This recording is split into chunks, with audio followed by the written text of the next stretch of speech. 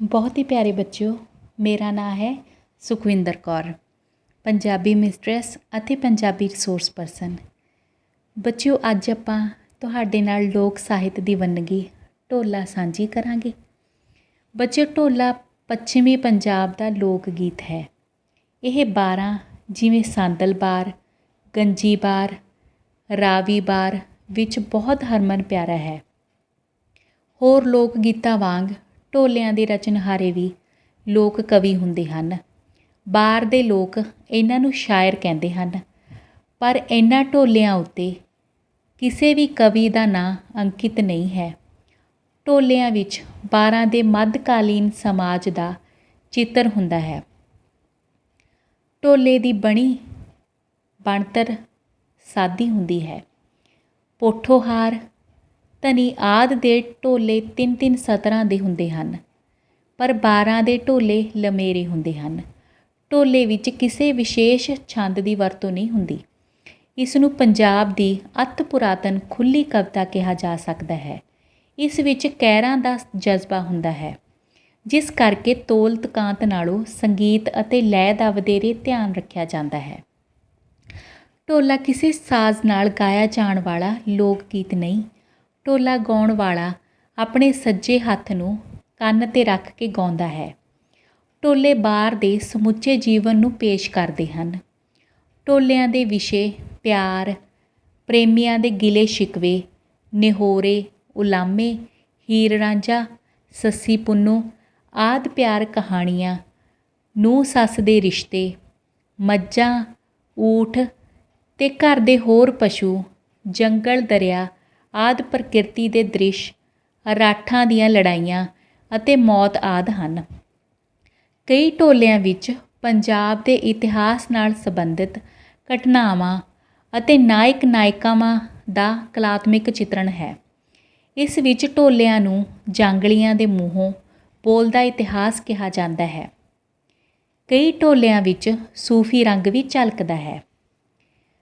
ਜੋ 11ਵੀਂ ਜਮਾਤ ਦੀ ਪਾਠ ਪੁਸਤਕ ਹੈ, ਉਸ ਵਿੱਚ 5 ਢੋਲੇ ਵੰਨਗੀ ਵਜੋਂ ਦਿੱਤੇ ਗਏ ਹਨ। ਸੋ ਬੱਚੋ ਬਹੁਤ ਸੋਹਣੇ ਗਾਏ ਜਾਂਦੇ ਹਨ। ਇਹਨਾਂ ਨੂੰ ਗਾਉਣ ਲਈ ਕਿਸੇ ਵੀ ਸੰਗੀਤ ਦੀ ਜ਼ਰੂਰਤ ਨਹੀਂ ਹੁੰਦੀ। ਜੋ ਆਪਣੀ ਪਾਠ ਪੁਸਤਕ ਹੈ, ਉਸ ਵਿੱਚ ਜੋ ਪਹਿਲਾ ਢੋਲਾ ਹੈ, ਉਸ ਦਾ ਨਾਮ ਹੈ ਕੰਨਾਂ ਨੂੰ ਸੋਹਣੇ ਬੁੰਦੇ। ਸੋ ਬੁੰਦੇ ਕੰਨਾਂ ਦਾ ਗਹਿਣਾ ਹੁੰਦੇ ਹਨ ਬੱਚੋ, ਅਤੇ ਦੇਖਦੇ ਹਾਂ ਫਿਰ ਆਪਾਂ ਕੀ ਹੈ ਇਸ ਦੇ ਵਿੱਚ। ਕੰਨਾਂ ਨੂੰ ਸੋਹਣੇ ਬੁੰਦੇ, ਸਿਰ 'ਤੇ ਛੱਤੇ ਲੋਰਦੇ, ਗੋਰੀ ਦੇ ਪੈਰੀਂ ਕਾੜਵੀ ਜੁੱਤੀ, ਰੱਖਦੀ ਪੱਬ ਮਰੋੜ ਕੇ, ਸੌੜੀਆਂ ਗਲੀਆਂ ਤੇ ਛੋਰਾ ਕਰਨਾ ਇੰਜ ਬਖੇੜੇ, ਲੜ ਸਲਾਰੀ ਦਾ ਛੋੜ ਦੇ, ਪਹਿਲੋਂ ਭੰਨਿਆ ਨੀ ਵੰਗਾਂ, ਮੁੜ ਬਾਂਹ ਸੁੱਟੀਆਂ ਮਰੋੜ ਕੇ, ਸੌਦੇ ਦਿਲਾਂ ਦੇ ਹੁੰਦੇ ਨੇ, ਕਦੀ ਨੇਹੂ ਨਾ ਲੱਗਦੇ ਜ਼ੋਰ ਦੇ, ਤੇਰੇ ਮਗਰ ਛੋੜੇ ਵਸਦੇ ਮਾਪੇ, ਇਹ ਸਾਰੇ ਥੈਂ ਵਸਦੇ ਸਹੇਲੀਆਂ ਦੇ ਕੋਲ ਦੇ, ਕੀਤਾ ਈ ਨਸ਼ਈ ਮੇਰਾ ਕਮਲਾ ਢੋਲਾ, ਪਿਆਲੇ ਪਲਾਈ ਨੀ ਭੰਗ ਦੇ ਘੋਲ ਕੇ, ਪਿਆਲੇ ਪਲਾਈ ਨੀ ਭੰਗ ਦੇ ਘੋਲ ਕੇ। ਬੱਚੋ ਬਹੁਤ ਸੋਹਣੇ ਸੁਰ 'ਚ ਗਾਇਆ ਜਾਂਦਾ ਹੈ, ਠੀਕ ਹੈ ਨਾ। ਪਰ ਤੁਹਾਨੂੰ ਸਮਝਾਉਣ ਲਈ ਆਪਾਂ ਇਸ ਨੂੰ ਉਂਝ ਹੀ ਇੱਕ ਤਰ੍ਹਾਂ ਨਾਲ ਪੜ੍ਹ ਕੇ ਤੁਹਾਨੂੰ ਦੱਸ ਰਹੇ ਹਾਂ। ਇਸ ਦੇ ਵਿੱਚ ਕੀ ਕਿਹਾ ਗਿਆ ਹੈ ਇੱਕ ਲੜਕੀ ਦੇ ਵੱਲੋਂ ਕਿ ਕੰਨਾਂ ਨੂੰ ਸੋਹਣੇ ਬੁੰਦੇ। ਬੁੰਦੇ ਕੀ ਹੁੰਦੇ ਨੇ? ਕੰਨਾਂ ਦਾ ਗਹਿਣਾ ਹੁੰਦਾ। ਸਿਰ 'ਤੇ ਛੱਤੇ ਲੋਰਦੇ, ਛੱਤੇ ਕੀ ਹੁੰਦੇ ਨੇ? ਸੰਘਣੇ ਵਾਲ, ਮਤਲਬ ਬਹੁਤ ਸੋਹਣੇ ਵਾਲ। ਲੋਰਦੇ ਮਤਲਬ ਬਹੁਤ ਸੁੰਦਰ। ਗੋਰੀ ਦੇ ਪੈਰੀਂ ਕਾੜਵੀਂ ਜੁੱਤੀ, ਮਤਲਬ ਬਹੁਤ ਸੋਹਣੀ ਕਢਾਈ ਵਾਲੀ ਜੁੱਤੀ ਪਾਈ ਹੋਈ ਹੈ। ਰੱਖਦੀ ਪੱਬ ਮਰੋੜ ਕੇ, ਪੱਬ ਦਾ ਮਤਲਬ ਕੀ ਹੁੰਦਾ ਬੱਚੋ? ਪੈਰ, ਵੀ ਉਹ ਪੈਰਾਂ ਨੂੰ ਮਰੋੜ ਕੇ ਰੱਖਦੀ ਹੈ, ਠੀਕ ਹੈ ਨਾ। ਇਸ ਦੇ ਵਿੱਚ ਕੀ ਕਿਹਾ ਗਿਆ ਬੱਚੋ? ਇੱਕ ਲੜਕੀ ਦੀ ਉਸਤਤ ਕੀਤੀ ਗਈ ਹੈ, ਠੀਕ ਹੈ ਨਾ। ਗੋਰੀ ਮੁਟਿਆਰ ਦੇ ਕੰਨਾਂ ਵਿੱਚ ਸੋਹਣੇ ਬੁੰਦੇ ਪਾਏ ਹਨ। ਉਸ ਦੇ ਸਿਰ ਉੱਪਰ ਲੋੜੇ ਦੇ ਭਾਰੇ ਵਾਲ ਹਨ। ਉਸ ਦੇ ਪੈਰਾਂ ਵਿੱਚ ਸੁੰਦਰ ਕਢਾਈ ਵਾਲੀ ਜੁੱਤੀ ਪਾਈ ਹੈ ਅਤੇ ਉਹ ਪੱਬ ਮਰੋੜ ਮਰੋੜ ਕੇ ਰੱਖਦੀ ਹੈ, ਮਤਲਬ ਬਹੁਤ ਸੋਹਣੀ ਤੋਰ ਉਹ ਤੁਰਦੀ ਹੈ। ਸੌੜੀਆਂ ਗਲੀਆਂ ਤੇ ਛੋਰਾ ਕਰਨਾ ਇੰਝ ਬਖੇੜੇ, ਮੁਟਿਆਰ ਕਹਿੰਦੀ ਹੈ ਗੱਭਰੂ ਨੂੰ, ਠੀਕ ਹੈ ਨਾ, ਵੀ ਤੂੰ ਇਸ ਤਰ੍ਹਾਂ ਤੰਗ ਗਲੀਆਂ ਦੇ ਵਿੱਚ ਮੈਨੂੰ ਠੱਠਾ ਮਖੌਲ ਨਾ ਕਰ। ਲੜ ਸਲਾਰੀ ਦਾ ਛੋੜ ਦੇ, ਵੀ ਤੂੰ ਮੇਰੀ ਚੁੰਨੀ ਦਾ ਜੋ ਲੜ ਹੈ ਉਹ ਛੱਡ ਦੇ। ਇਸਤਰੀਆਂ ਦੇ ਸਿਰ ਉੱਪਰ ਲੈਣ ਵਾਲੇ ਕੱਪੜੇ ਨੂੰ ਕਿਹਾ ਗਿਆ ਬੱਚਿਓ, ਠੀਕ ਹੈ ਨਾ, ਦੁਪੱਟਾ ਚੁੰਨੀ। ਪਹਿਲੋਂ ਭੰਨੀਆਂ ਨਹੀਂ ਵੰਗਾਂ, ਵੀ ਪਹਿਲਾਂ ਮੇਰੀਆਂ ਵੰਗਾਂ ਭੰਨ ਦਿੱਤੀਆਂ, ਮੁੜ ਬਾਂਹ ਸੁੱਟੀ ਆ ਮਰੋੜ ਕੇ, ਵੀ ਤੂੰ ਫਿਰ ਮੇਰੀ ਬਾਂਹ ਮਰੋੜ ਦਿੱਤੀ। ਸੌਦੇ ਦਿਲਾਂ ਦੇ ਹੁੰਦੇ ਨੇ, ਵੀ ਇਹ ਦਿਲਾਂ ਦੇ ਸੌਦੇ ਹੁੰਦੇ ਨੇ, ਵੀ ਕੋਈ ਜ਼ਬਰਦਸਤੀ ਵਾਲਾ ਪਿਆਰ ਨਹੀਂ ਹੁੰਦਾ, ਕਦੀ ਨਿਊ ਨਾ ਲੱਗਦੇ ਜ਼ੋਰ 'ਤੇ, ਠੀਕ ਹੈ ਨਾ, ਵੀ ਜ਼ਬਰਦਸਤੀ ਦੇ ਨਾਲ ਨਹੀਂ ਕਿਸੇ ਨੂੰ ਆਪਣਾ ਬਣਾ ਸਕਦੇ। ਤੇਰੇ ਮਗਰ ਛੋੜੇ ਵਾਸਤੇ ਮਾਪੇ, ਠੀਕ ਹੈ ਨਾ, ਵੀ ਉਹ ਲੜਕੀ ਕਹਿੰਦੀ ਹੈ ਗੱਭਰੂ ਨੂੰ ਵੀ ਤੇਰੇ ਪਿੱਛੇ ਮੈਂ ਆਪਣੇ ਮਾਪੇ ਛੱਡ ਦਿੱਤੇ ਨੇ। ਇਹ ਸਾਰੇ ਥੈਂ, ਠੀਕ ਹੈ ਨਾ, ਵੀ ਇਹ ਸਾਰੇ ਥੈਂ ਦਾ ਮਤਲਬ ਕੀ ਹੈ, ਇਹ ਸਾਰੇ ਥੈਂ ਮਤਲਬ ਕੀ ਹੈ, ਇਹ ਸਾਰੇ ਪਿੰਡ ਮਤਲਬ, ਠੀਕ ਹੈ। ਤਾਂ ਵਸਦੇ ਸਹੇਲੀਆਂ ਦੇ ਕੋਲ ਦੇ, ਠੀਕ ਹੈ ਨਾ, ਵੀ ਜਿੱਥੇ ਮੇਰੀਆਂ ਸਾਰੀਆਂ ਸਹੇਲੀਆਂ ਵਿਆਹੀਆਂ ਗਈਆਂ ਹਨ।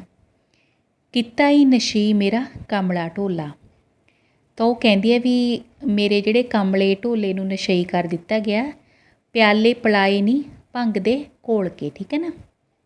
ਤਾਂ ਉਹ ਕਹਿੰਦੀ ਹੈ ਵੀ ਉਸ ਦਾ ਹੁਸਨ ਇੰਨਾ ਜ਼ਿਆਦਾ ਏ, ਠੀਕ ਹੈ ਨਾ, ਵੀ ਉਸਦੇ ਹੁਸਨ ਨੇ ਉਸ ਗੱਭਰੂ ਨੂੰ ਕੀ ਕਰਤਾ, ਇੱਕ ਭੰਗ ਦੇ ਨਸ਼ੇ ਦੀ ਤਰ੍ਹਾਂ ਕਿ ਉਸ ਨੂੰ ਨਸ਼ਈ ਕਰ ਦਿੱਤਾ, ਠੀਕ ਹੈ ਨਾ ਬੱਚਿਓ। ਅਤੇ ਇਸ ਦੇ ਨਾਲ ਸੰਬੰਧਿਤ ਜੋ ਪ੍ਰਸ਼ਨ ਉੱਤਰ ਨੇ, ਵੀ ਕੰਨਾਂ ਨੂੰ ਸੋਹਣੇ ਬੁੰਦੇ ਢੋਲੇ ਵਿੱਚ ਗੋਰੀ ਦੇ ਪੈਰਾਂ ਵਿੱਚ ਕਿਹੋ ਜਿਹੀ ਜੁੱਤੀ ਹੈ, ਕਾਢਵੀਂ ਜੁੱਤੀ ਹੈ। ਕੰਨਾਂ ਨੂੰ ਸੋਹਣੇ ਬੁੰਦੇ ਢੋਲੇ ਅਨੁਸਾਰ ਨੇਹੋ ਕਿਸ ਤਰ੍ਹਾਂ ਨਹੀਂ ਲੱਗਦੇ, ਮਤਲਬ ਜੋ ਸੰਬੰਧ ਹੁੰਦੇ ਨੇ ਕਿਸ ਤਰ੍ਹਾਂ ਨਹੀਂ ਉਹ ਰਿਸ਼ਤੇ ਬਣਦੇ ਜ਼ੋਰ ਨਾਲ। ਕੰਨਾਂ ਨੂੰ ਸੋਹਣੇ ਬੁੰਦੇ ਢੋਲੇ ਵਿੱਚ ਕਮਲੇ ਢੋਲੇ ਦੇ ਕਾਹਦੇ ਨਾਲ ਨਸ਼ਈ ਹੋਣ ਦਾ ਜ਼ਿਕਰ ਹੈ, ਹੁਸਨ ਦੇ ਨਾਲ, ਠੀਕ ਹੈ ਨਾ। ਫਿਰ ਉਸ ਤੋਂ ਬਾਅਦ ਆ ਗਿਆ ਬੱਚੋ ਬੁੱਤ ਬਨੋਟਿਆ। ਬੁੱਤ ਬਨੋਟਿਆ ਤੇਰੀ ਪੀਲ ਲੋੜੀਂਦੀ, ਕੋਲ ਵਸਿੰਦਿਆਂ ਦੀਆਂ ਓਟਾਂ ਚੰਗੀਆਂ। ਮੈਂ ਸਿਰੂ ਵਾਰ ਕੇ ਪਾਣੀ ਪੀਂਦੀ, ਮੈਂ ਮੁੱਠੀ ਮੀਟ ਕੇ ਬਹਿ ਗਈਆਂ, ਕੋਲੋਂ ਸੱਜਣਾ ਦੀ ਝੋਕ ਲਦਿੰਦੀ। ਮੈਂ ਪੈ ਕਪਰ ਨੂੰ ਪਈਆਂ, ਕੰਦੀ ਦੂਰ ਦਿਸਿੰਦੀ। ਅਗਲੇ ਲੱਦੀ ਜਾਂਦੇ ਨੂੰ ਪਿਛਲਿਆਂ ਦੀ ਰੁੰਗ ਸੁਣੀਂਦੀ। ਸਈਆਂ ਦੇਵਣ ਤਾਨੇ ਤਰਕਲਿਆਂ ਦੀ ਚੁੰਝੂ ਮੱਛੀ ਵਾਂਗ ਤਲੀਂਦੀ। ਦੁਖਿਆਰੇ ਮਰ ਕਿਉਂ ਨਾ ਵਹਿੰਦੇ, ਕਦੀ ਮੂੰਹ ਮੰਗਿਆ ਮੌਤ ਵੀ ਥੀਂਦੀ।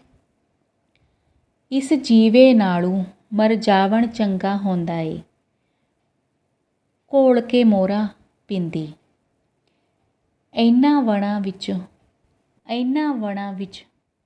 ਨਿਕਲਣ ਯਾਰ ਅਸਾਡੇ, ਮੈਂ ਜਿੰਦੀਆਂ ਸਈਆਂ ਦੇ ਵਿੱਚ ਗਣੀਂਦੀ। ਬਹੁਤ ਸੋਹਣੇ ਅਲਫਾਜ਼ ਨੇ ਬੱਚਿਓ, ਅਤਿ ਸੁੰਦਰ। ਬੁੱਤ ਬਨੋਟਿਆ ਕਿਸ ਨੂੰ ਕਿਹਾ ਜਾਂਦਾ ਬੱਚਿਓ, ਪਿਆਰਿਆ ਵਣਾਂ ਦੇ ਬਿਰਖ ਨੂੰ, ਠੀਕ ਹੈ ਨਾ, ਬੁੱਤ ਬਨੋਟਿਆ ਭਾਵ ਕੋਈ ਉੱਤਰ ਨਾ ਦਿੰਦਾ ਨਾਇਕ। ਪੀਲ ਕੀ ਹੁੰਦਾ, ਛਿੱਲ। ਲੋੜੀਂਦੀ ਚਾਹੀਦੀ। ਰੁੰਗ ਦਾ ਮਤਲਬ ਕੀ ਹੁੰਦਾ, ਮੱਧਮ ਆਵਾਜ਼। ਮੋਰਾ ਕੀ ਹੁੰਦਾ ਬੱਚੋ, ਜ਼ਹਿਰ। ਇਸ ਦੇ ਵਿੱਚ ਕਿਹਾ ਗਿਆ ਹੈ ਕਿ ਇੱਕ ਲੜਕੀ ਜੋ ਆਪਣੇ ਨਾਇਕ ਨੂੰ ਕਹਿੰਦੀ ਹੈ ਅਤੇ ਦਰਦ ਭਰੀ ਆਵਾਜ਼ ਦੇ ਵਿੱਚ ਕਿ ਬੁੱਤ ਬਨੋਟਿਆ ਤੇਰੀ ਪੀਲ ਲੋੜੀਂਦੀ, ਠੀਕ ਹੈ ਨਾ, ਵੀ ਉਹ ਇਸ ਦੇ ਵਿੱਚ ਇੱਕ ਲੜਕੀ ਕਹਿੰਦੀ ਹੈ ਜੋ ਬੁੱਤ ਬਣਿਆ ਹੋਇਆ ਬਿਰਖ ਹੈ, ਵੀ ਉਹਦੀ ਛਿੱਲ ਭਾਵੇਂ ਲਮਕ ਰਹੀ ਹੈ। ਤੈਨੂੰ ਪਤਾ ਹੋਣਾ ਚਾਹੀਦਾ ਹੈ ਕਿ ਕੋਲ ਵਸਦੇ ਸੱਜਣਾਂ ਦਾ ਪਿਆਰ ਅਤੇ ਆਸਰਾ ਬਹੁਤ ਹੁੰਦਾ ਹੈ, ਅਤੇ ਮੈਂ ਕੋਲ ਵਸਦੇ ਸੱਜਣ ਦੇ ਸਿਰ ਤੋਂ ਪਾਣੀ ਵਾਰ ਕੇ ਪੀਂਦੀ, ਅਰਥਾਤ ਉਸ ਦੀਆਂ ਬਲਾਵਾਂ ਆਪਣੇ ਸਿਰ ਲੈਂਦੀ ਹਾਂ। ਜਦੋਂ ਤੋਂ ਮੇਰੇ ਕੋਲੋਂ ਸੱਜਣਾ ਦਾ ਟਿਕਾਣਾ ਦੂਰ ਚਲਾ ਗਿਆ ਹੈ, ਮੈਂ ਉਦੋਂ ਤੋਂ ਹੀ ਨਿਰਾਸ਼ ਅਤੇ ਬੇਵੱਸ ਜਿਹੀ ਹੋ ਕੇ ਬਹਿ ਗਈ ਹਾਂ।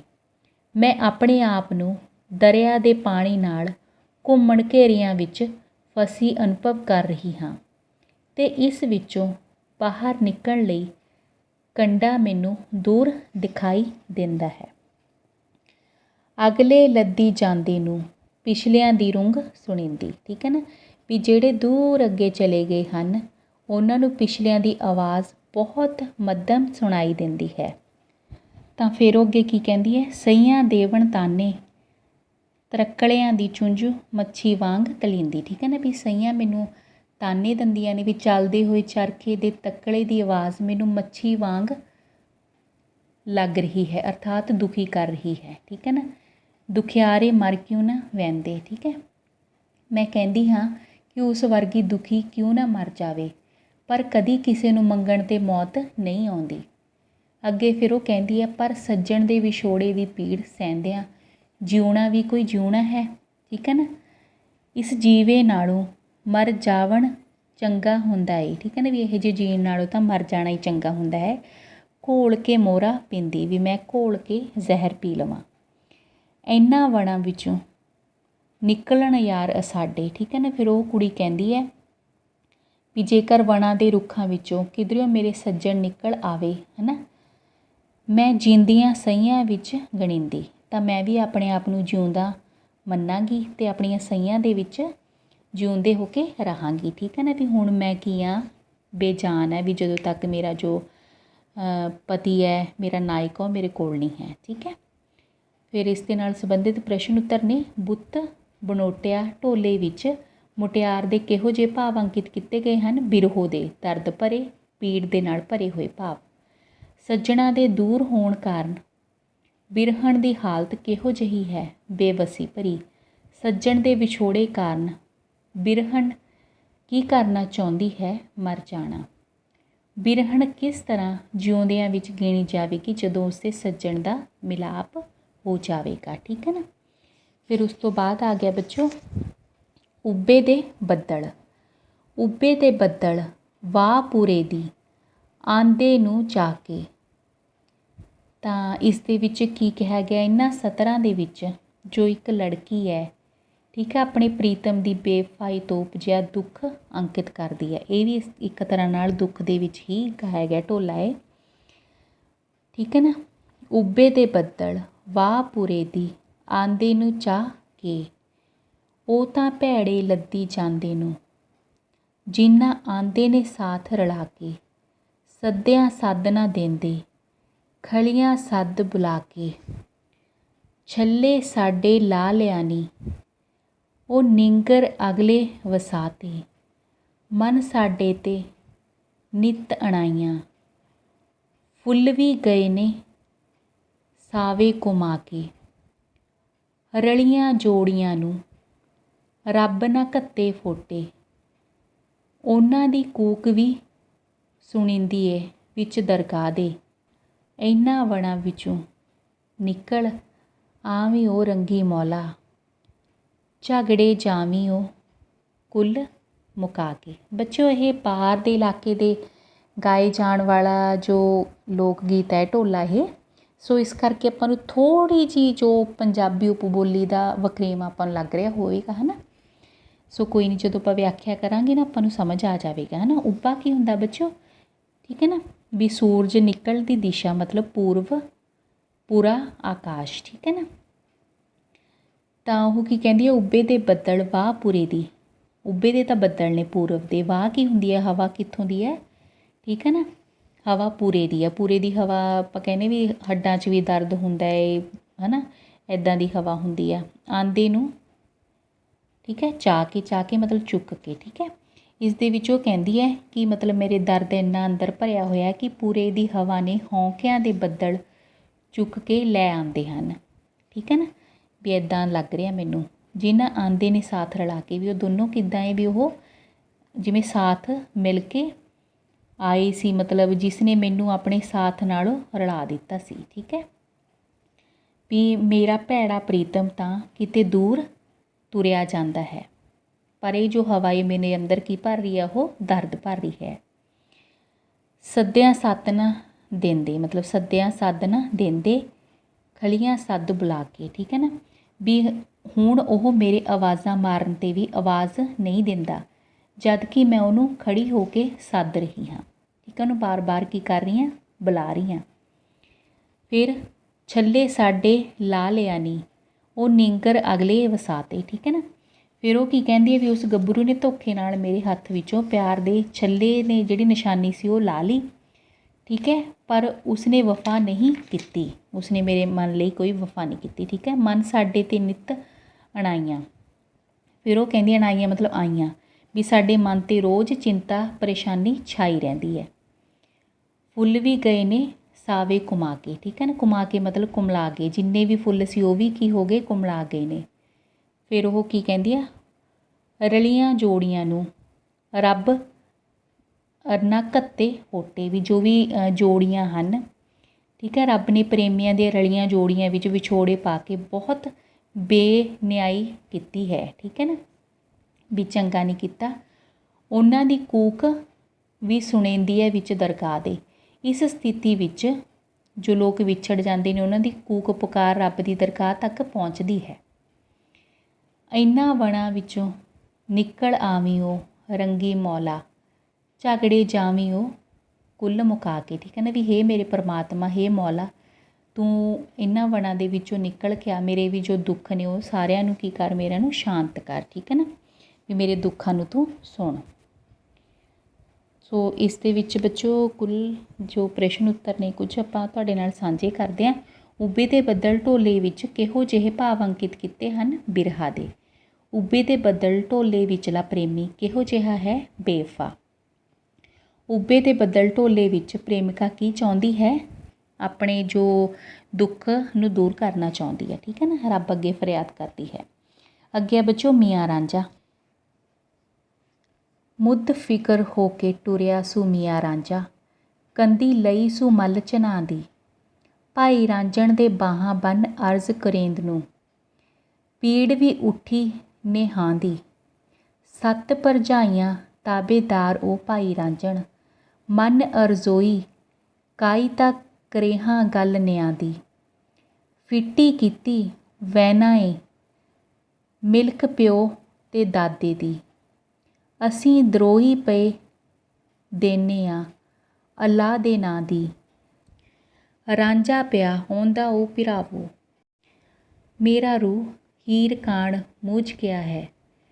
ਭੈੜਾ ਦਿਲ ਰਿਹਾੜ ਕਰੇਂਦਾ ਹੈ, ਮੈਂ ਸਿਆਲਾਂ ਨੂੰ ਵੰਝਣਾ, ਪਰਵਾਹ ਨਾ ਕਾਈ ਧੁੱਪ ਤੇ ਛਾਂ ਦੀ। ਮੁੱਦ ਕੀ ਆ ਬੱਚੋ, ਫਿਕਰ, ਫਿਕਰਮੰਦ।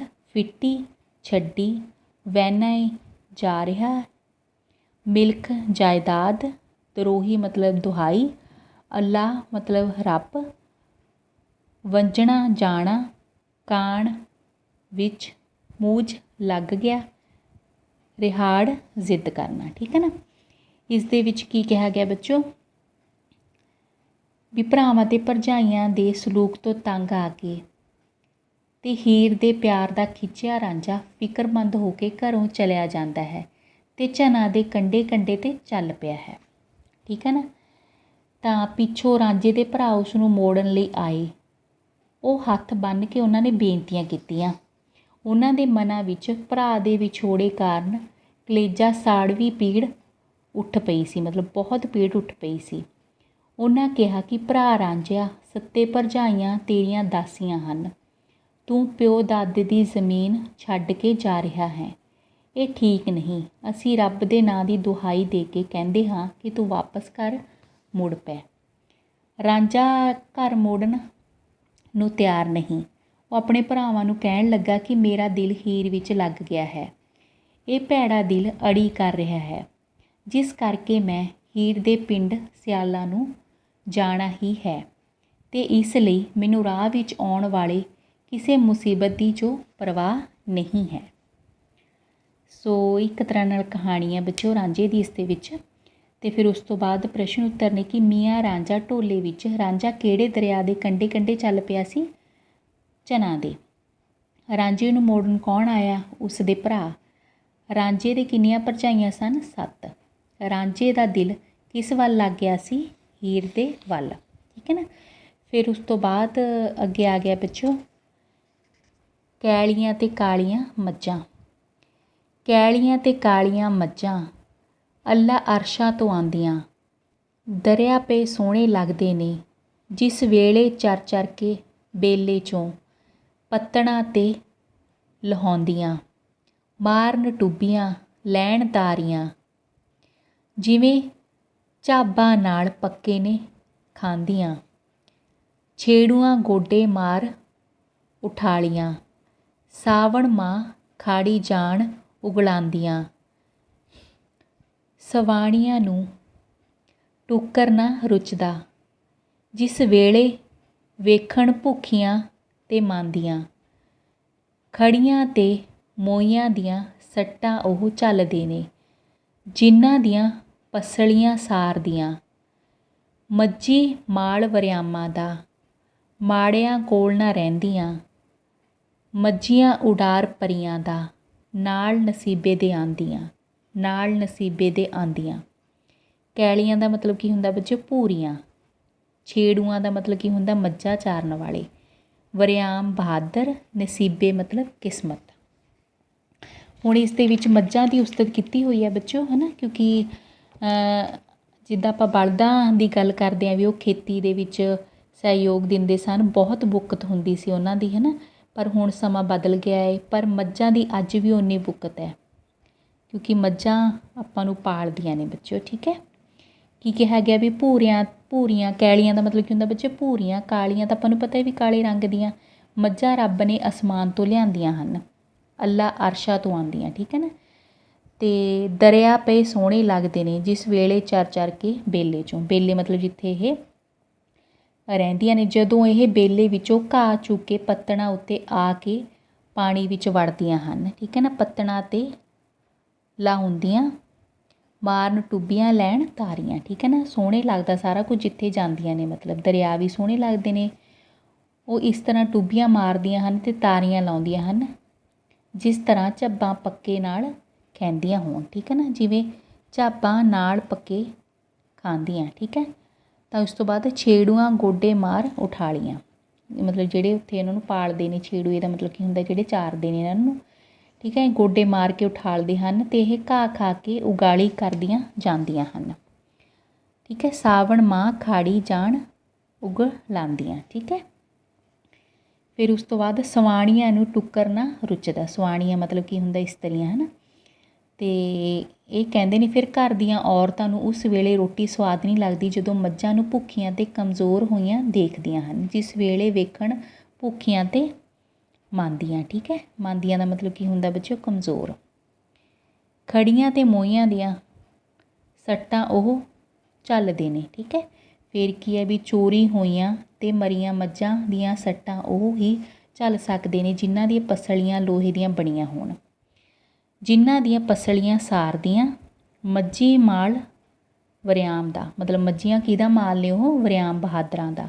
ਮਾੜਿਆਂ ਕੋਲ ਨਾ ਰਹਿੰਦੀ ਹੈ, ਵੀ ਇਹ ਮਾੜੇ ਬੰਦਿਆਂ ਕੋਲ ਨਹੀਂ ਰਹਿ ਸਕਦੀਆਂ। ਮੱਝੀਆਂ ਉਡਾਰ ਪਰੀਆਂ ਦਾ, ਨਾਲ ਨਸੀਬੇ ਦੇ ਆਉਂਦੀਆਂ, ਠੀਕ ਹੈ ਨਾ। ਵੀ ਇਹ ਪਰੀਆਂ ਵਾਂਗ ਉਡਾਰੀ ਮਾਰ ਕੇ ਹੱਥੋਂ ਨਿਕਲ ਜਾਣ ਤਾਂ ਇਹ ਵਾਪਸ ਨਹੀਂ ਮਿਲਦੀਆਂ, ਠੀਕ ਹੈ ਨਾ। ਤਾਂ ਇਸ ਕਰਕੇ ਇਹ ਮੱਝਾਂ ਪਰੀਆਂ ਦੇ ਵਾਂਗ ਨੇ, ਇਹਨਾਂ ਨੂੰ ਸੰਭਾਲ ਕੇ ਰੱਖਣਾ ਚਾਹੀਦਾ ਹੈ। ਮੱਝਾਂ ਦੀ ਉਸਤਤ ਕੀਤੀ ਗਈ ਹੈ ਬੱਚਿਆਂ 'ਚ, ਬਹੁਤ ਸੁੰਦਰ। ਕੈਲੀਆਂ ਅਤੇ ਕਾਲੀਆਂ ਮੱਝਾਂ ਢੋਲੇ ਵਿੱਚ ਕਿਸ ਦਾ ਪ੍ਰਸੰਗ ਆਇਆ ਹੈ? ਮੱਝਾਂ ਦਾ। ਕੈਲੀਆਂ ਅਤੇ ਕਾਲੀਆਂ ਮੱਝਾਂ ਢੋਲੇ ਵਿੱਚ ਦੇਸੀ ਮਹੀਨੇ ਦਾ ਕਿਹੜਾ ਮਹੀਨਾ ਹੈ ਜਿਹਦਾ ਨਾਂ ਆਇਆ? ਸਾਵਣ ਦਾ। ਮੱਝਾਂ ਨੂੰ ਕੌਣ ਰੱਖ ਸਕਦੇ ਹਨ? ਵਰਿਆਮ ਬਹਾਦਰ। ਮੱਝਾਂ ਕਿਹਨਾਂ ਕੋਲ ਨਹੀਂ ਰਹਿੰਦੀਆਂ? ਮਾੜੇ ਬੰਦਿਆਂ ਕੋਲ, ਠੀਕ ਹੈ, ਮਾੜਿਆਂ ਕੋਲ। ਫਿਰ ਇਸ ਦੇ ਨਾਲ ਆਪਾਂ ਸੰਬੰਧਿਤ ਵਿਸਥਾਰਪੂਰਵਕ ਪ੍ਰਸ਼ਨ ਕਰਦੇ ਹਾਂ ਬੱਚਿਓ। ਕੰਨਾਂ ਨੂੰ ਸੋਹਣੇ ਬੁੰਦੇ ਢੋਲੇ ਵਿੱਚ ਨਾਇਕਾ ਦਾ ਚਿਤਰਣ ਕਿਵੇਂ ਕੀਤਾ ਗਿਆ ਹੈ? ਇਸ ਢੋਲੇ ਵਿੱਚ ਨਾਇਕਾ ਦਾ ਚਿਤਰਣ ਕਰਦਿਆਂ ਦੱਸਿਆ ਗਿਆ ਹੈ ਕਿ ਉਹ ਬਹੁਤ ਹੁਸੀਨ ਹੈ। ਉਸ ਦਾ ਰੰਗ ਗੋਰਾ ਹੈ, ਉਸ ਦੇ ਕੰਨਾਂ ਵਿੱਚ ਸੋਹਣੇ ਬੁੰਦੇ ਪਾਏ ਹੋਏ ਹਨ, ਉਸ ਦੇ ਵਾਲ ਬਹੁਤ ਭਾਰੇ ਹਨ, ਉਸ ਦੇ ਪੈਰਾਂ ਵਿੱਚ ਕਢਾਈ ਵਾਲੀ ਜੁੱਤੀ ਪਾਈ ਹੋਈ ਹੈ। ਉਹ ਮਰੋੜ ਕੇ ਪੈਰ ਰੱਖਦੀ ਹੋਈ ਤੁਰਦੀ ਹੈ। ਉਸ ਨੇ ਆਪਣੇ ਪ੍ਰੇਮੀ ਨੂੰ ਆਪਣੇ ਹੁਸਨ ਪਿਆਰ ਨਾਲ ਕਮਲਾ ਅਤੇ ਨਸ਼ਈ ਬਣਾ ਦਿੱਤਾ ਹੈ। ਕੰਨਾਂ ਨੂੰ ਸੋਹਣੇ ਬੁੰਦੇ ਢੋਲੇ ਵਿੱਚ ਇਸ ਤੁਕ ਦਾ ਕੀ ਭਾਵ ਹੈ? ਕਦੀ ਨਿਉ ਨਾ ਲੱਗਦੇ ਜ਼ੋਰ ਦੇ। ਇਸ ਤੁਕ ਦਾ ਭਾਵ ਹੈ ਕਿ ਮੁੰਡੇ ਕੁੜੀ ਦੇ ਜੋ ਰਿਸ਼ਤੇ ਹਨ, ਮਤਲਬ ਜਾਂ ਕੋਈ ਵੀ ਰਿਸ਼ਤਾ ਹੈ ਬੱਚੋ, ਉਹ ਜ਼ੋਰ ਜ਼ਬਰਦਸਤੀ ਦਾ ਨਹੀਂ ਹੁੰਦਾ ਹੈ, ਸਗੋਂ ਉਹ ਮਨ ਦੀ ਖਿੱਚ ਹੁੰਦੀ ਹੈ। ਬੁੱਤ ਬਨੋਟਿਆ ਢੋਲੇ ਵਿੱਚ ਨਾਇਕਾ ਦਾ ਬਿਰਹਾ ਵਰਣਨ ਕਿਵੇਂ ਕੀਤਾ ਗਿਆ ਹੈ? ਇਸ ਢੋਲੇ ਵਿੱਚ ਨਾਇਕਾ ਦੇ ਬਿਰਹੇ ਨੂੰ ਕੁਦਰਤ ਨਾਲ ਜੋੜ ਕੇ ਬਿਆਨ ਕੀਤਾ ਗਿਆ ਹੈ। ਨਾਇਕਾ ਆਪਣੇ ਨਾਇਕ ਦੇ ਨਾਲ ਹੀ ਰਹਿਣਾ ਪਸੰਦ ਕਰਦੀ ਹੈ। ਉਸ ਦੇ ਵਿਛੋੜੇ ਪਿੱਛੋਂ ਉਹ ਨਿਰਾਸ਼ ਅਤੇ ਬੇਵੱਸ ਹੋ ਕੇ ਰਹਿ ਗਈ ਹੈ। ਉਹ ਆਪਣੇ ਆਪ ਨੂੰ ਅਜਿਹੀ ਘੁੰਮਣ ਘੇਰੀ ਵਿੱਚ ਅਨੁਭਵ ਕਰਦੀ ਹੈ ਜਿੱਥੋਂ ਉਸ ਨੂੰ ਨਿਕਲਣਾ ਬਹੁਤ ਅਸੰਭਵ ਜਾਪਦਾ ਹੈ। ਉਸ ਨੂੰ ਚਰਖੇ ਦੇ ਤੱਕਲੇ ਦੀ ਆਵਾਜ਼ ਵੀ ਬਹੁਤ ਬੁਰੀ ਲੱਗਦੀ ਹੈ, ਜਿਸ ਵਿੱਚ ਉਹ ਪਿੰਜਦੀ ਗਈ ਜਾਪਦੀ ਹੈ। ਉਹ ਚਾਹੁੰਦੀ ਹੈ ਕਿ ਉਸ ਨੂੰ ਮੌਤ ਆ ਜਾਵੇ। ਉਸ ਨੂੰ ਦੁੱਖ ਹੈ ਕਿ ਉਸ ਨੂੰ ਮੂੰਹ ਮੰਗੀ ਮੌਤ ਵੀ ਨਹੀਂ ਮਿਲਦੀ। ਉਸ ਨੂੰ ਇਸ ਜਿਉਣ ਨਾਲੋਂ ਮੋਹਰਾ ਪੀ ਕੇ ਮਤਲਬ ਜ਼ਹਿਰ ਪੀ ਕੇ ਮਰਨਾ ਚੰਗਾ ਲੱਗਦਾ ਹੈ। ਉਹ ਚਾਹੁੰਦੀ ਹੈ ਕਿ ਵਣਾਂ ਦੇ ਰੁੱਖਾਂ ਵਿੱਚੋਂ ਉਸ ਦਾ ਸੱਜਣ ਨਿਕਲ ਆਵੇ ਤਾਂ ਜੋ ਉਹ ਵੀ ਜਿਉਂਦੀਆਂ ਸਹੇਲੀਆਂ ਦੇ ਵਿੱਚ ਸ਼ਾਮਿਲ ਹੋ ਜਾਵੇ, ਮਤਲਬ ਜਿਉਂਦੀ ਹੋ ਜਾਵੇ। ਬੁੱਤ ਬਨੋਟਿਆ ਢੋਲੇ ਵਿੱਚ ਇਸ ਤੁਕ ਦਾ ਕੀ ਭਾਵ ਹੈ? ਦੁਖਿਆਰੇ ਮਰ ਕਿਉਂ ਨਾ ਵਹਿੰਦੇ। ਇਸ ਤੁਕ ਦਾ ਭਾਵ ਹੈ ਕਿ ਦੁਖੀ ਬੰਦਾ ਜਿਉਂ ਕੇ ਵੀ ਨਹੀਂ ਜਿਉਂਦਾ, ਠੀਕ ਹੈ ਨਾ। ਉਸ ਨਾਲੋਂ ਤਾਂ ਉਹ ਮਰਨਾ ਪਸੰਦ ਕਰਦਾ ਹੈ, ਪਰ ਉਸ ਨੂੰ ਮੌਤ ਵੀ ਨਹੀਂ ਆਉਂਦੀ। ਬੁੱਤ ਬਨੋਟਿਆ ਢੋਲੇ ਵਿੱਚ ਇਸ ਤੁਕ ਦਾ ਕੀ ਭਾਵ ਹੈ? ਕੋਲ ਵਸਿੰਦਿਆਂ ਦੀਆਂ ਓਟਾਂ ਚੰਗੀਆਂ। ਇਸ ਤੁਕ ਦਾ ਇਹ ਭਾਵ ਹੈ ਕਿ ਪ੍ਰੀਤ ਨਾਇਕਾ ਚਾਹੁੰਦੀ ਹੈ ਕਿ ਉਸ ਦਾ ਸੱਜਣ ਉਸ ਦੇ ਕੋਲ ਹੀ ਰਹੇ, ਕਿਉਂਕਿ ਉਸ ਦੇ ਕੋਲ ਰਹਿਣ ਦਾ ਉਸ ਨੂੰ ਬਹੁਤ ਆਸਰਾ ਹੈ। ਉੱਭੇ ਤੇ ਬੱਦਲ ਢੋਲੇ ਵਿੱਚ ਨਾਇਕਾ ਦੀ ਬੇਵਸੀ ਦਾ ਵਰਣਨ ਕਿਵੇਂ ਕੀਤਾ ਗਿਆ ਹੈ? ਇਸ ਢੋਲੇ ਵਿੱਚ ਨਾਇਕਾ ਦੀ ਬੇਵਸੀ ਨੂੰ ਪ੍ਰਗਟ ਕਰਨ ਲਈ ਦੱਸਿਆ ਗਿਆ ਹੈ ਉਸ ਦਾ ਜੋ ਨਾਇਕ ਹੈ ਉਹ ਬੇਵਫਾ ਨਿਕਲਿਆ, ਜਿਸ ਨੇ ਧੋਖੇ ਨਾਲ ਉਸ ਦੀ ਜੋ ਨਿਸ਼ਾਨੀ ਆ ਉਹ ਵੀ ਮਤਲਬ ਜੋ ਛੱਲਾ ਸੀ ਹੱਥੋਂ ਲਾ ਲਿਆ। ਫਿਰ ਉਹ ਚਲਾ ਗਿਆ ਸੀ ਉਸ ਨੂੰ ਛੱਡ ਕੇ, ਅਤੇ ਕਦੀ ਉਹ ਵਾਪਸ ਨਹੀਂ ਆਇਆ। ਉਹ ਬਹੁਤ ਆਵਾਜ਼ਾਂ ਮਾਰਦੀ ਸੀ ਪਰ ਉਹ ਵਾਪਸ ਨਾ ਆਇਆ। ਉੱਭੇ ਤੇ ਬੱਦਲ ਢੋਲੇ ਵਿੱਚ ਨਾਇਕਾ ਕੀ ਕਾਮਨਾ ਕਰਦੀ ਹੈ? ਇਸ ਢੋਲੇ ਵਿੱਚ ਨਾਇਕਾ ਕਾਮਨਾ ਕਰਦੀ ਹੈ ਕਿ ਰੱਬ ਦੀ ਮਿਹਰ ਨਾਲ ਉਸ ਦਾ ਬੇਪਰਵਾਹ ਨਾਇਕ ਸਭ ਝਗੜੇ ਭੁੱਲ ਕੇ ਵਣਾਂ ਦੇ ਰੁੱਖਾਂ ਵਿੱਚੋਂ ਕਿਧਰੋਂ ਨਿਕਲ ਆਵੇ, ਠੀਕ ਹੈ ਨਾ। ਉੱਭੇ ਤੇ ਬੱਦਲ ਢੋਲੇ ਵਿੱਚ ਵਿਸਾਖਾਤ ਕਿਵੇਂ ਪ੍ਰਗਟ ਹੋਇਆ? ਇਸ ਢੋਲੇ ਵਿੱਚ ਨਾਇਕ ਦਾ ਵਿਸਾਖਾਤ ਪ੍ਰਗਟ ਕਰਨ ਲਈ ਦੱਸਿਆ ਗਿਆ ਹੈ ਕਿ ਉਹ ਕਿਸ ਤਰ੍ਹਾਂ ਆਪਣੀ ਨਾਇਕਾ ਨਾਲ ਵਿਸ਼ਵਾਸ ਜਿੱਤ ਕੇ ਉਸ ਦੇ ਹੱਥੋਂ ਪਿਆਰ ਦੀ ਨਿਸ਼ਾਨੀ ਛੱਲਾ ਲਾ ਕੇ ਲੈ ਗਿਆ ਹੈ, ਮਤਲਬ ਉਸ ਨਾਲ ਵਿਸ਼ਵਾਸਘਾਤ ਕਰ ਗਿਆ ਹੈ। ਪਰ ਮਗਰੋਂ ਉਹ ਛੱਲਾ ਛੱਡ ਕੇ ਤੁਰ ਗਿਆ ਹੈ। ਉਹ ਆਵਾਜ਼ਾਂ ਮਾਰਦੀ ਹੈ ਪਰ ਉਹ ਨਹੀਂ ਮੁੜਿਆ। ਮੀਆਂ ਰਾਂਝਾ ਢੋਲੇ ਵਿੱਚ ਰਾਂਝੇ ਦੀ ਮਾਨਸਿਕ ਹਾਲਤ ਕਿਹੋ ਜਿਹੀ ਹੈ? ਇਸ ਢੋਲੇ ਵਿੱਚ ਰਾਂਝੇ ਦੀ ਮਾਨਸਿਕ ਹਾਲਤ ਹੀਰ ਨੂੰ ਮਿਲਣ ਦੇ ਕਾਰਨ ਉਤਸ਼ਾਹ, ਹਿੰਮਤ, ਦਲੇਰੀ ਅਤੇ ਬੇਪਰਵਾਹੀ ਵਾਲੀ ਹੈ। ਮੀਆਂ ਰਾਂਝਾ ਢੋਲੇ ਵਿੱਚ ਰਾਂਝੇ ਦੇ ਭਰਾਵਾਂ ਨੇ ਕੀ ਕਿਹਾ? ਭਰਾਵਾਂ ਨੇ ਰਾਂਝੇ ਨੂੰ ਕਿਹਾ ਕਿ ਉਹ ਘਰ ਛੱਡ ਕੇ ਨਾ ਜਾਵੇ। ਉਸ ਦੀਆਂ 7 ਭਰਜਾਈਆਂ ਉਸ ਦੀਆਂ ਤਾਬੇਦਾਰ ਬਣ ਕੇ ਰਹਿਣਗੀਆਂ, ਮਤਲਬ ਦਾਸੀਆਂ ਬਣ ਕੇ ਰਹਿਣਗੀਆਂ। ਉਸ ਨੂੰ ਆਪਣੇ ਪਿਓ ਦਾਦੇ ਦੀ ਜਾਇਦਾਦ ਛੱਡ ਕੇ ਜਾਣਾ ਨਹੀਂ ਚਾਹੀਦਾ। ਉਹ ਰੱਬ ਦੇ ਨਾਂ ਦੀ ਦੁਹਾਈ ਪਾਉਂਦੇ ਹਨ ਕਿ ਉਹ ਘਰ ਮੁੜ ਆਵੇ। ਮੀਆਂ ਰਾਂਝਾ ਢੋਲੇ ਵਿੱਚ ਰਾਂਝੇ ਨੇ ਆਪਣੇ ਭਰਾਵਾਂ ਨੂੰ ਕੀ ਕਿਹਾ? ਰਾਂਝੇ ਨੇ ਆਪਣੇ ਭਰਾਵਾਂ ਨੂੰ ਕਿਹਾ ਕਿ ਉਸ ਦਾ ਮਨ ਹੀਰ ਵਿੱਚ ਲੱਗ ਗਿਆ ਹੈ। ਉਸ ਦਾ ਦਿਲ ਜ਼ਿੱਦ ਕਰ ਰਿਹਾ ਹੈ ਕਿ ਉਹ ਹੀਰ ਨੂੰ ਮਿਲੇ, ਇਸ ਕਰਕੇ ਹੁਣ ਉਸ ਨੂੰ ਕਿਸੇ ਦੀ ਪਰਵਾਹ ਨਹੀਂ ਹੈ। ਉਹ ਪਿੰਡ ਛੱਡ ਕੇ ਜਾ ਰਿਹਾ ਹੈ, ਠੀਕ ਹੈ ਨਾ। ਉਹ ਝੰਗ ਸਿਆਲੀ ਜਾਵੇਗਾ ਅਤੇ ਰਸਤੇ ਵਿੱਚ ਆਉਣ ਵਾਲੀ ਜੋ ਵੀ ਮੁਸੀਬਤ ਹੈ ਉਸ ਦੀ ਪਰਵਾਹ ਨਹੀਂ ਕਰੇਗਾ। ਕੈਲੀਆਂ ਅਤੇ ਕਾਲੀਆਂ ਮੱਝਾਂ ਢੋਲੇ ਵਿੱਚ ਮੱਝਾਂ ਦਾ ਸੁਹੱਪਣ ਕਿਵੇਂ ਦੱਸਿਆ ਗਿਆ ਹੈ? ਮੱਝਾਂ ਦਾ ਰੰਗ ਭੂਰਾ ਅਤੇ ਕਾਲਾ ਹੈ, ਜਿਵੇਂ ਖੁਦ ਅੱਲਾ ਨੇ ਉਸ ਨੂੰ ਅਰਸ਼ਾਂ ਦੇ ਵਿੱਚੋਂ ਲਿਆਂਦਾ ਹੋਵੇ। ਕੈਲੀਆਂ ਅਤੇ ਕਾਲੀਆਂ ਮੱਝਾਂ ਢੋਲੇ ਵਿੱਚ ਦਰਿਆ ਵਿੱਚ ਮੱਝਾਂ ਦਾ ਦ੍ਰਿਸ਼ ਕਿਵੇਂ ਚਿਤਰਿਆ ਹੈ? ਦਰਿਆ ਵਿੱਚ ਵੜ ਕੇ ਮੱਝਾਂ ਟੁੱਬੀਆਂ ਮਾਰਦੀਆਂ ਨੇ ਅਤੇ ਤਾਰੀਆਂ ਲਾਉਂਦੀਆਂ ਹਨ, ਬਹੁਤ ਸੋਹਣੀਆਂ ਲੱਗਦੀਆਂ ਹਨ। ਕੈਲੀਆਂ ਅਤੇ ਕਾਲੀਆਂ ਮੱਝਾਂ ਢੋਲੇ ਵਿੱਚ ਮੱਝਾਂ ਪ੍ਰਤੀ ਉਹਨਾਂ ਨੂੰ ਪਾਲਣ ਵਾਲਿਆਂ ਦਾ ਸਬੰਧ ਕਿਵੇਂ ਦੱਸਿਆ ਗਿਆ ਹੈ? ਮੱਝਾਂ ਨੂੰ ਪਾਲਣ ਵਾਲੇ ਤਕੜੇ ਲੋਕ ਹੁੰਦੇ ਹਨ। ਇਹਨਾਂ ਨੂੰ ਮਾੜੇ ਲੋਕ ਨਹੀਂ ਰੱਖ ਸਕਦੇ। ਇਹਨਾਂ ਦੇ ਚੋਰੀ ਹੋ ਜਾਣ ਅਤੇ ਮਰਨ ਦਾ ਦੁੱਖ ਬਹੁਤ ਅਸਹਿ ਹੁੰਦਾ ਹੈ। ਮੱਝੀ ਮਾਲ ਵਰਿਆਮਾਂ ਦਾ, ਮਾੜਿਆਂ ਕੋਲ ਨਾ ਰਹਿੰਦੀਆਂ। ਇਹਨਾਂ ਤੁਕਾਂ ਦਾ ਕੀ ਭਾਵ ਹੈ? ਇਹਨਾਂ ਤੁਕਾਂ ਦਾ ਇਹ ਭਾਵ ਹੈ ਕਿ ਮੱਝਾਂ ਨੂੰ ਰੱਖਣਾ ਕੋਈ ਆਮ ਗੱਲ ਨਹੀਂ।